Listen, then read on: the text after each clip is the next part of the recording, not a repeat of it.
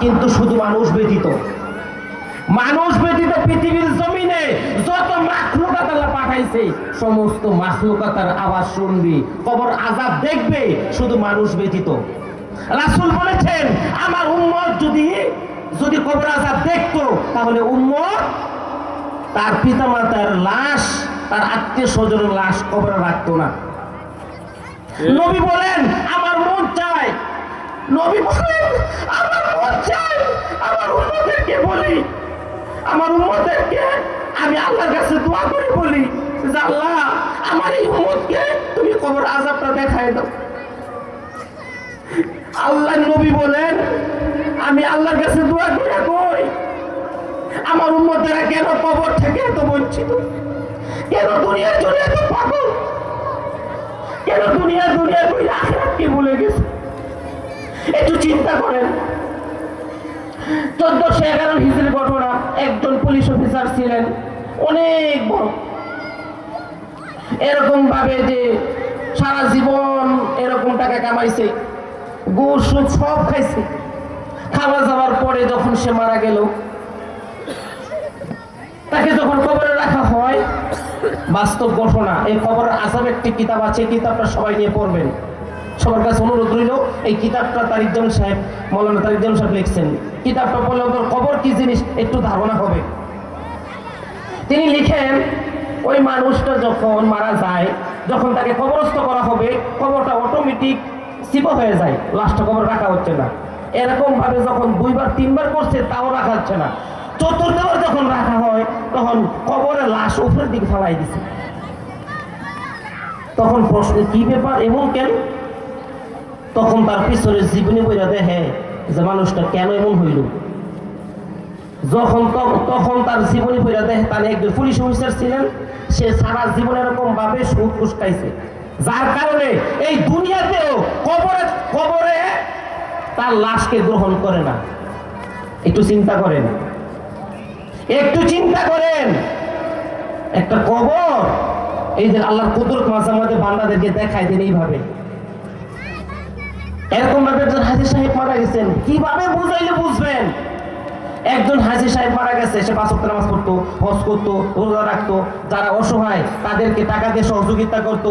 এরকম ভাবে মেয়ে বড় হয়ে গেছে, বিবাহ হয় না, মেয়েকে বিবাহের ব্যবস্থা করে দিত, অনেক আঞ্জাম দিত। হাজী সাহেব যখন মারা যায়, কবরে রাখবে, কবরের লাশ গ্রহণ করে না। কি আশ্চর্যের ব্যাপার, কবরের লাশ নেয় না, বন্ধ হয়ে যায়। তখন আত্মীয়রা ভাবে, আমার মনে হয় কি যে কবরের দায়িত্ব নিছে হ্যাঁ মনে ঠিক মতন কবর খনন করে নাই, এই আরেকটা কবর গ্রহণ করো। আরেকটা কবর খনন করা হলো, একই অবস্থা।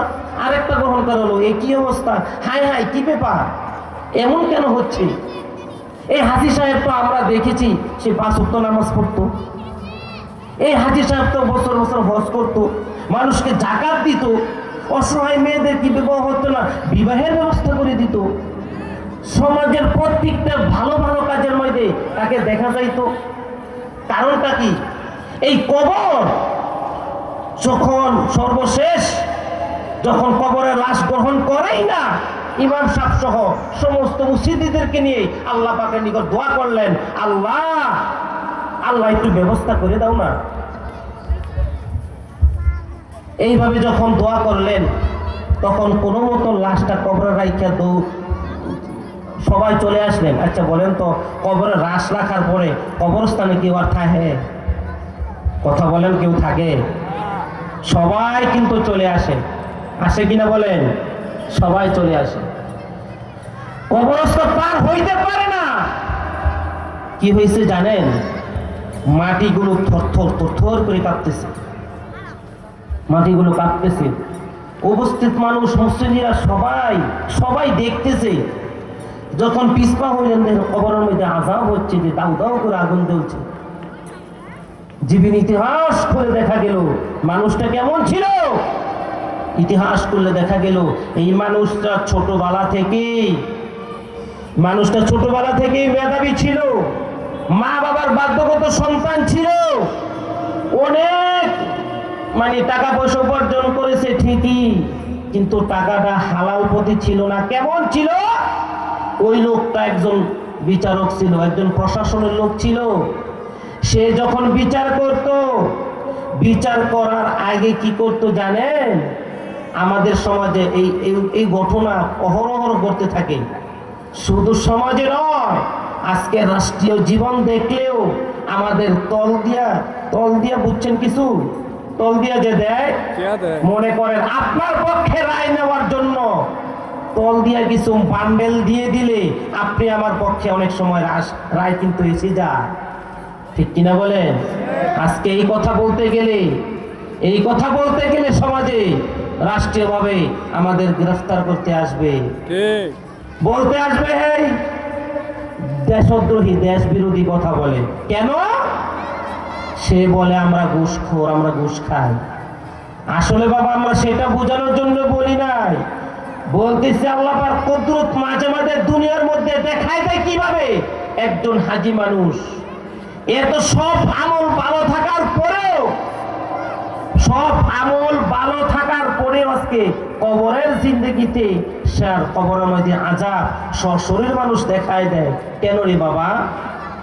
কি কারণ শুধু একটাই, ওই যে সে যখন বিচার করত, সে তখন ওই বিচার যে ঘুষ দিত, সেই ঘুষের পক্ষে সে রায় দিত। একটু চিন্তা করেন।